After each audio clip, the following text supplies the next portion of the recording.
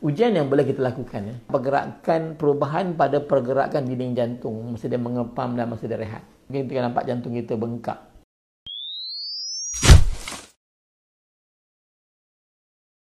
Macam mana kita nak sahkan bahawa kita ada masalah sakit jantung peringkat awal ataupun sebaliknya.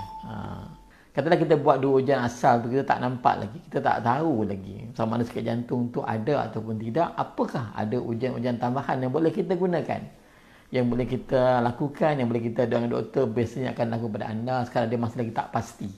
Ujian yang boleh kita lakukan, ya, yang mungkin boleh membantu anda. Yang ini sedikit teknikal, sedikit teknikal, tetapi perlu kita lakukan. Kadang-kadang sebagai ujian tambahan. Kita katalah kita dah buat ujian awal tu, kita dah sahkan. Kita juga perlu buat ujian ini untuk mengesahkan. Kita boleh tahu sejauh mana kerosakan pada jantung itu. Kita boleh lihat pergerakan perubahan pada pergerakan dinding jantung masa dia mengepam dan masa dia rehat. Dan inilah konsep timbulnya konsep yang dipanggil perkataan scan jantung atau kita panggil perkataan ekokardiogram. Kita menggunakan bunyi, ya, menggunakan satu kaedah bunyi untuk mengesan pergerakan dinding jantung. Cuma ekokardiogram ni dia tak khusus, dia tak spesifik. Kita cuma nampak, mungkin contoh kita nampak dinding jantung, mungkin kita nampak jantung kita bengkak. Atau kita nampak dinding jantung itu mungkin lemah. Tetapi dia tak boleh beritahu apakah punca lemah dia. Cuma kalau kita combine semua sekali, kita dapat maklumat. Kalau hanya benda tu saja semata-mata, mungkin tidak. Tapi dengan info yang dapat dengan ECG, dengan info kita dapat pada darah, scan tu akan membantu anda. Kita tak tahu sejauh mana kerosakan. Kita boleh tahu bahagian, kita boleh nampak.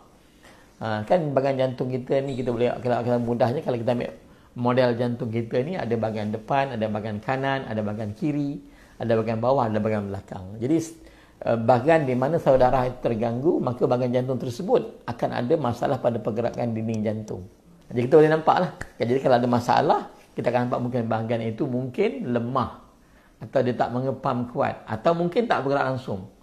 Kita boleh nampak. Bahagian lain pam macam elok. Tapi bahagian jantung yang ada masalah jantung, dia tak bergerak, ataupun dia lemah. Ataupun mungkin dinding jantung itu tipis sedikit.